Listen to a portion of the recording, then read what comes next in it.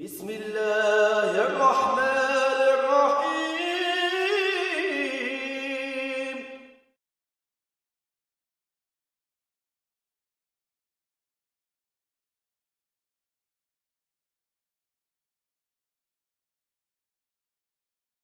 I'm very excited to introduce our next speaker, Dr. Jonathan Brown, who is a professor at Georgetown University. He received his doctorate in Near Eastern languages and civilizations from the University of Chicago in 2006. He specializes in the field of hadith, and he has written a number of publications and articles and books. And I had mentioned this about Dr. Jackson once before, but with the emergence of this scholarship in English, we are seeing that just as Farsi, Urdu, Turkish, and all of these languages from various Muslim countries became great languages of Muslim civilization, now with the works of people like Dr. Brown and Dr. Jackson and others, that English is now a language of Islamic civilization. The topic today is hadith between Muslim conviction and criticism.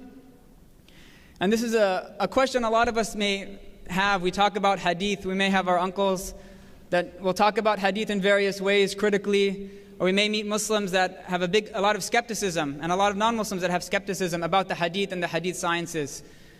And so inshallah he will be talking about how do we navigate the divide between our unshakable convictions and the controversial dilemmas that arise from the Western studies and criticism of the prophetic hadith. So without further ado, Dr. Jonathan Brown.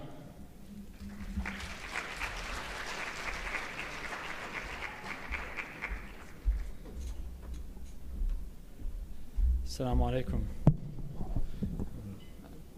أعوذ بالله من الشيطان الرجيم. بسم الله الرحمن الرحيم. إن الحمد لله وبه نستعين والصلاة والسلام على رسول الله وعلى آله وصحبه أجمعين. Thanks very much for inviting me thanks to Zaytuna for inviting me to present today. And I'm happy that I don't have to sit on the chairs because I'm wearing outrageous socks, which would have been displayed had I been sitting down. I also feel bad because I'm fairly confident that I'm going to repeat some things that some people have heard me say before, and I suppose I should apologize for that. But also, I think some of the things that I'll repeat I think are very important. So I'm not entirely contrite on this issue. Whenever I think about hadiths and when I talk about them to students or to audiences, I always try to keep the words of a wise figure in my mind, a wise, not really a person, more of a creature, which is of course Yoda from Star Wars. Not the later Star Wars movies where he's like a psychiatrist, the earlier ones where he's more dignified. Yoda, if anyone remembers from the early Star Wars movies, he takes Luke Skywalker to this cave, and Luke has to go into the cave as part of his training to become a Jedi Knight. And Luke Skywalker asks Yoda, what will I find in the cave? And Yoda says, only what you take with you. Only what you take with you. This is a very important point when we think about the past, when we think about history, and when we think about reading texts. When we think about reading things like the Qur'an or the Hadith or anything. When we look into the past, what we're really seeing is oftentimes more a reflection of ourselves than something about the text or about the past. We always see what our background programs us to see. This is very important because if you realize this, you realize that oftentimes the problems we encounter when we're doing things like reading hadiths or when we hear hadiths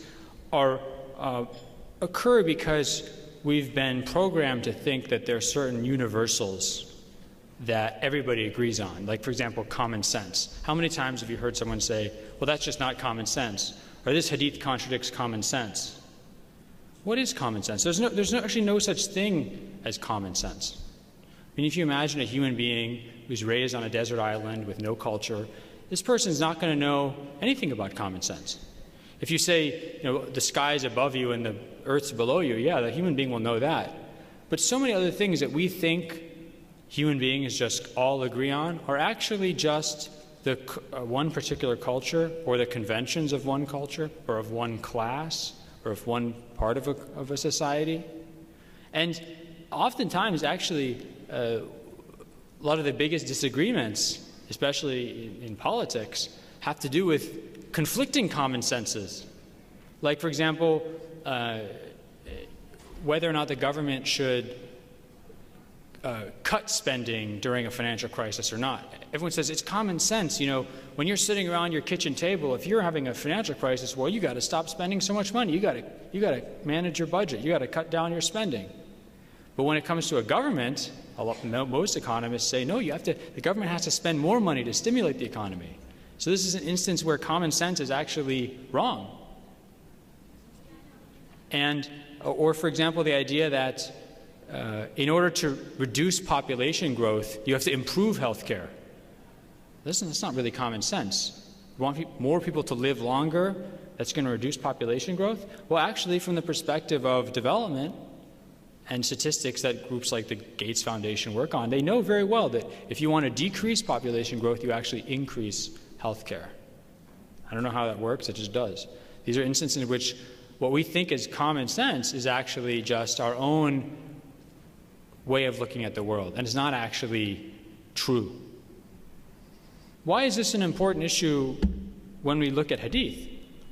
It's very important because, as the actual topic of this speech phrases it, I didn't actually pick the topic, but I'm very happy that it was chosen this way, because it demonstrates very clearly how the issue of hadith is framed. There's Western, objective, rational, critical, neutral reading of hadith or analysis of hadith, and then there's the Muslim faith-based, fideistic, traditional method of hadiths, of looking at hadiths. And this is, Muslims accept this. Muslims have kind of integrated this into their own worldview, and so they feel that as a Muslim, the way you look at hadiths is traditional, faith-based, versus the Western way, which is rational and critical. But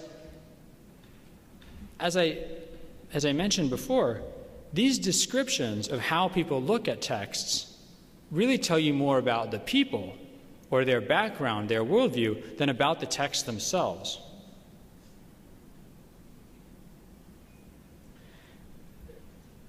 How is that? Well, it's a lot of times when we think about the Western critical reading of hadiths, we think that Western scholars have these critical tools and ways of looking at sources that Muslim scholars didn't have.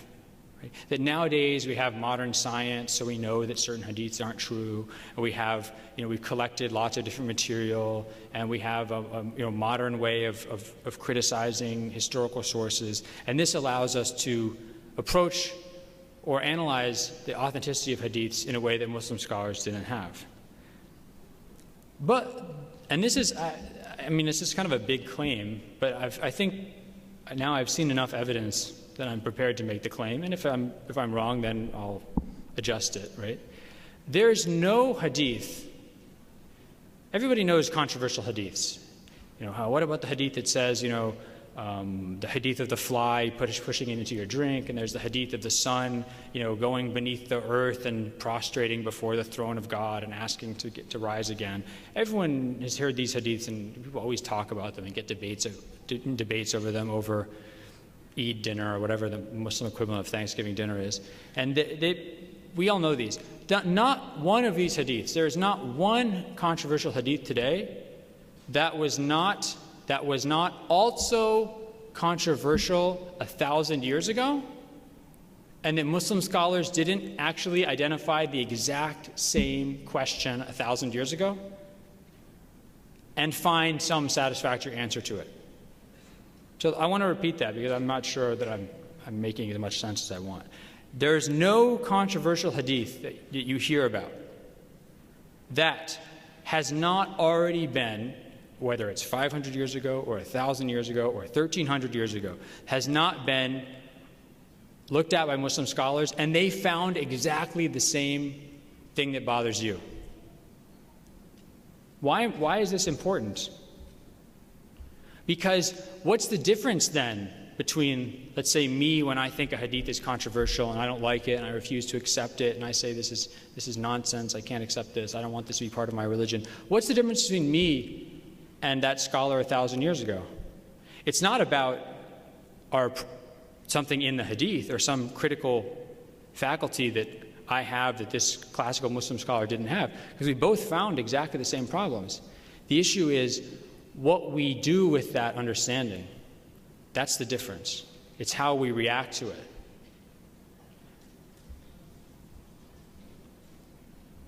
The big difference between the reaction that Muslims today have to controversial hadiths and the reaction that classical Muslim scholars had is the difference in our worldviews, the difference in what we expect from religion, how we think religion should look and smell and feel.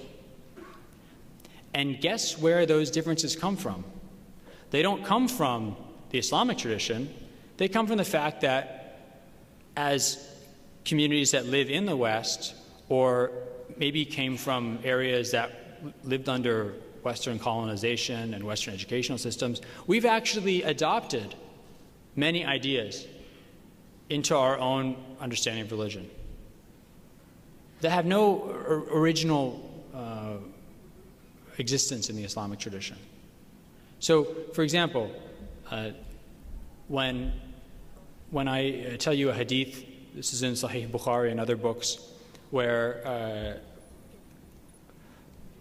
the Prophet says, ﷺ, says to Abu Dhar, his companion, هَلْ تَدْرُونَ أَيْنَ تَذْهَبُ هَذِهِ الشَّمْسِ يَا أَبَا ذَرْ.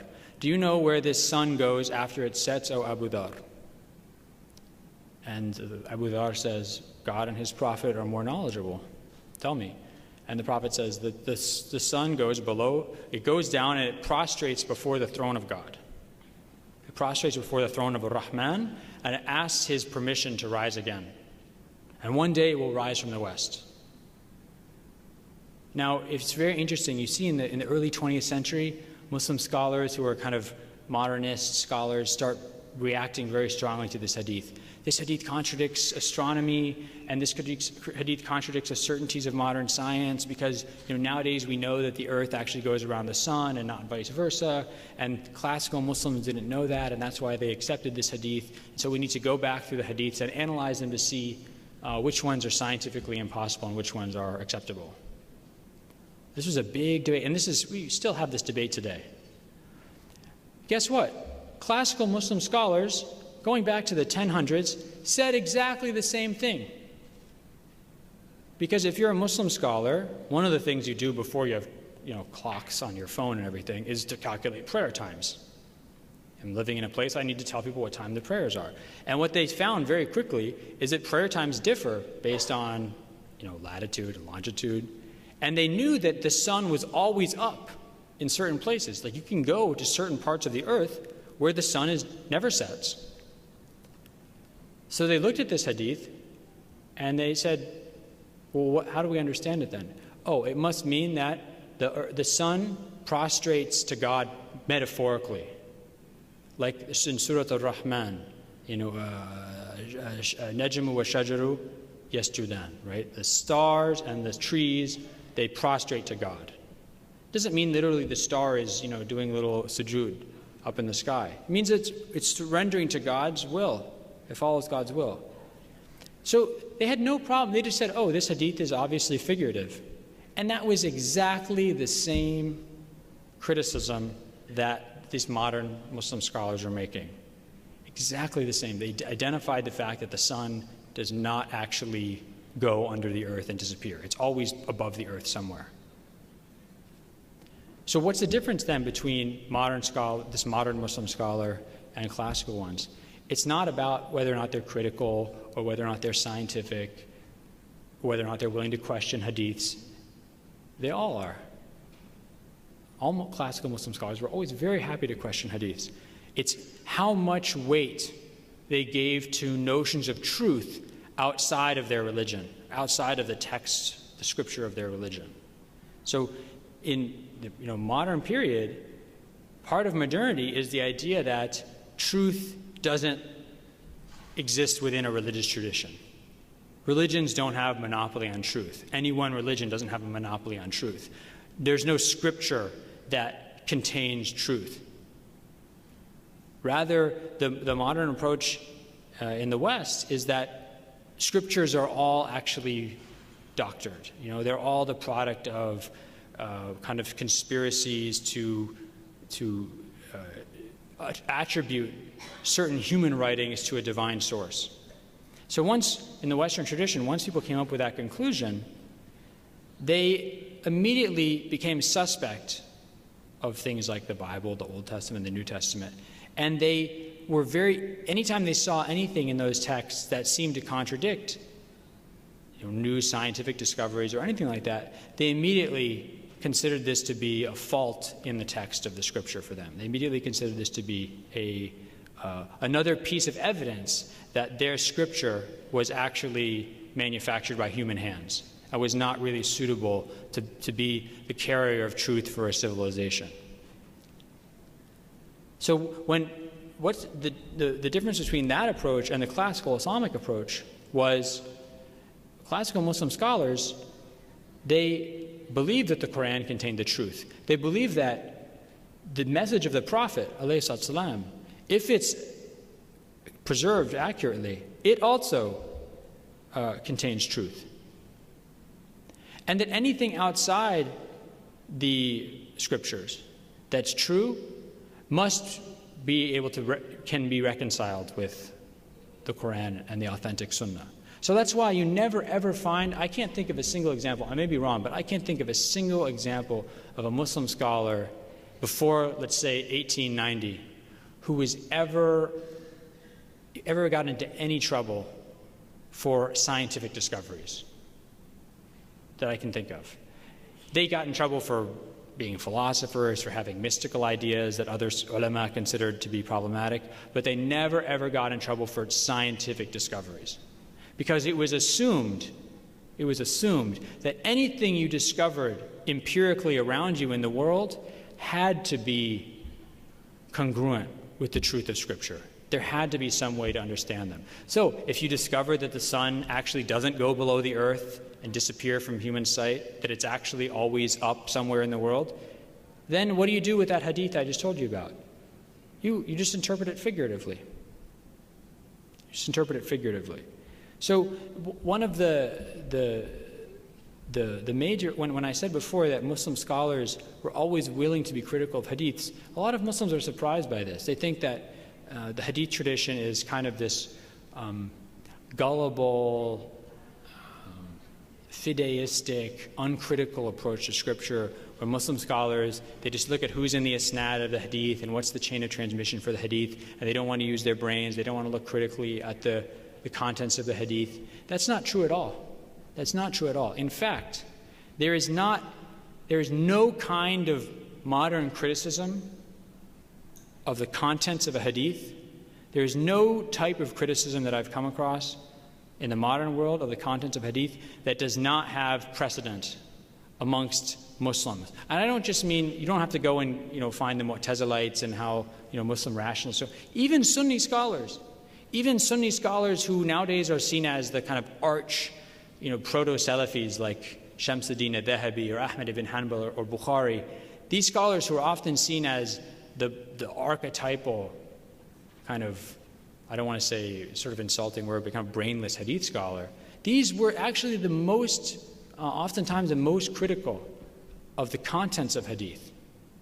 So there's one hadith it's actually in the Sunan of Tirmidhi, where one of the companions describes the Prophet ﷺ, that one day he came out of his house and he had two books, one in each hand. And in these books was written all the names of all the people, all the human beings from the beginning of time till the end of time, what tribe they're from, where they lived, and whether they're going to go to heaven or hell. So what does al-Dhahabi, and anybody who knows anything about the famous scholar Shamsuddin al-Dhahabi knows this person, he hates logic, he hates philosophy, he hates these Asharis with their kalam, he hates anybody who's trying to use their brain too much, he doesn't like them. What does he say about this hadith? He says, this is impossible because these books would be so big that no human being could possibly carry them. You'd have to have like donkeys, a mule train or something to carry these books with you. So he rejects the hadith. But why is it that then it's very rare that we see classical Muslim scholars engaging in the kind of criticism I did? Why? They might find a problem with the hadith, like the hadith of the son prostrating before the throne of God. They might look at it and say, I don't understand this. This seems to be problematic to me. Why is it that they don't just throw it out like a lot of modern people do? Because their worldview, the place they came from, was a worldview of humility, of deference to God, of acceptance of prophecy, and acceptance of the presence of a prophetic message in the world. So what's very interesting about Muslim scholars in the pre-modern period, they wanted to believe hadiths. They wanted to believe hadiths. If you could come up with any decent argument why this hadith was reliable, they wanted to accept it. They wanted more information that might be traceable back to the Prophet. They wanted more connections to the Prophet. Whereas today, Muslims, they're reacting to the world around them. They're reacting to the environment around them. And it's an environment that wants the world to be disenchanted, wants a disenchanted world, wants a world that's emptied of God, wants a world where, if you believe in God, you just believe that He created the world and it runs like a watch and there's no miracles, there's nothing that can ever change in the world, it's just totally material. They don't want the prophetic presence interfering in their lives. They don't want to find something, a statement from the Prophet that can give them guidance, that might have wisdom for them. And you see this so often, especially with hadiths dealing with gender. And I know this is a controversial topic. One of the things that I was doing research on for this book that I'm almost done with now is these hadiths that talk about whether or not there's more women in hellfire than men. Do you know that actually in the chapter of Sahih Muslim that deals with this issue, the first report in that chapter is an opinion of Abu Huraira. It's not a prophetic hadith, it is an opinion of Abu Huraira. And a group of Muslims in Medina, this is after the death of the Prophet ﷺ, a group of Muslims in Medina are debating whether or not there's more women or men in heaven. And Abu Huraira says, they come to him and they ask him what his opinion is. And he thinks and he says, there's more women in heaven. Why? Because the Prophet said that this group of people who enter heaven, each man will have 2 wives. Therefore, there's more women than men in heaven. Right? And then you see, wait, but there's other hadiths where the Prophet says, ﷺ, says that the women are the smallest number of people in heaven. Men are the greater number.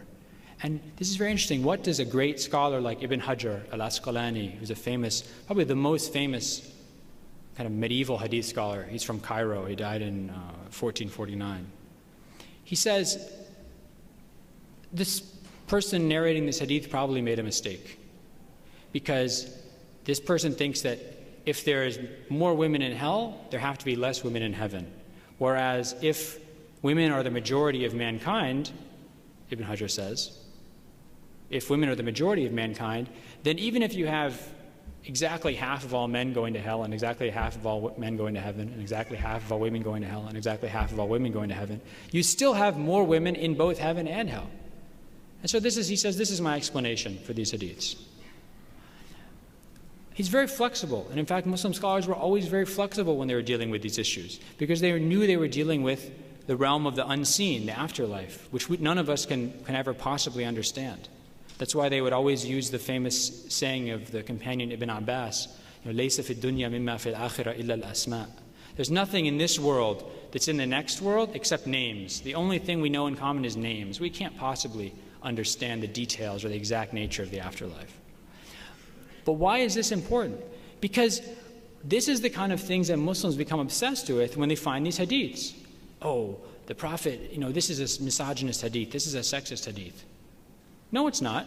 Because the very people, not only the companions of the Prophet, but generations and generations of Muslim scholars after them never thought this was saying that actually there are more women in hellfire than men. They never interpreted it like that. As I said, most of them actually believe that there are more women in heaven than men. What were they interested in? They were interested in the wisdom that the second part of all these hadiths, no one ever talks about the second parts of the hadiths, right, where the Prophet says to the women he's talking to, he's trying to give them lessons to help them improve their lives.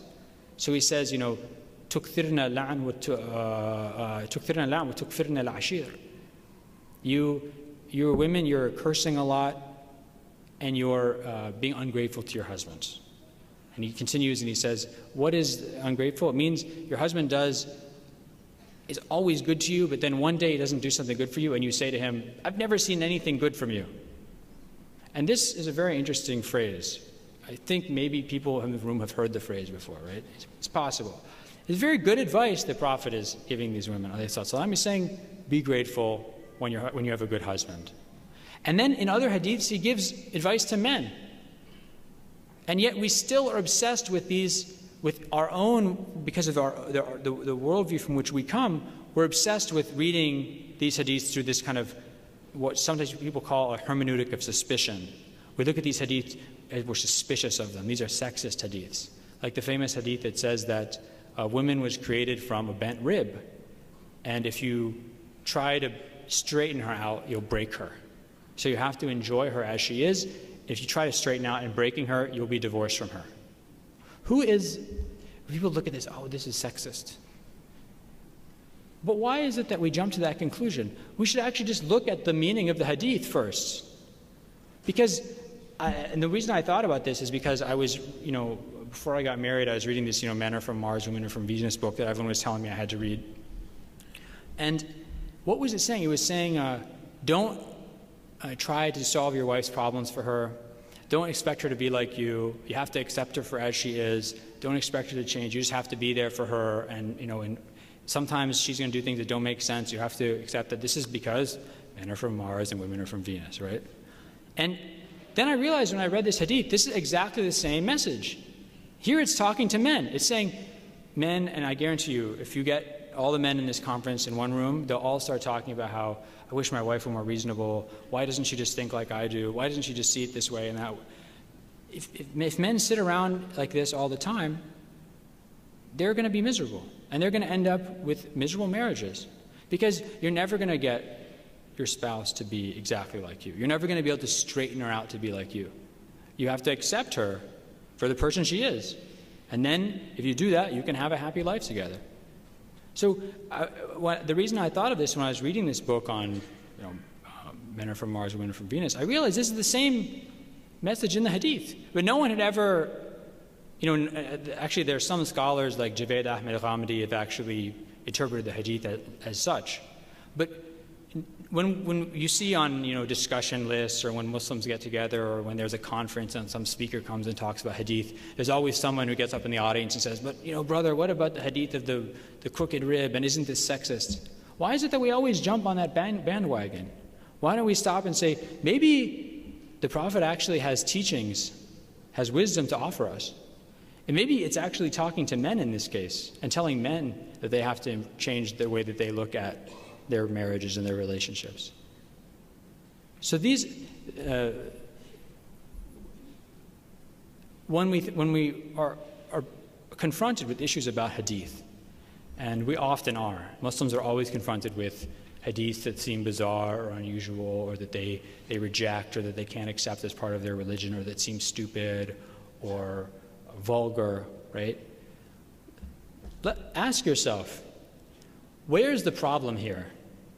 Is the problem really in the hadith, or is the problem with me? Why am I jumping to the conclusion I do? Why am I reading the hadith in the way I do? Why aren't I willing to look at other interpretations that might actually find something valuable in this hadith? I think oftentimes when Muslims have a skeptical or suspicious approach to hadith, it's because they've adopted a skeptical and suspicious approach to religion, really. And that they need to look in their hearts and ask them, themselves. Whether they really want a world that's full of God, a world with a prophetic presence in it. Because if you do, if you want to look for the wisdom in the Prophet's legacy, then you'll take on more of the mindset of those classical Muslim scholars. And it's not uncritical, it's not irrational, it's not fideistic or simplistic. Those classical Muslim scholars were just as smart, just as critical, oftentimes just as scientifically aware as we are today. So, when you look at these things, remember the words of Yoda, that oftentimes what you're finding there, what you're objecting to, is really what you've taken with you. Thank you very much. Assalamu alaikum.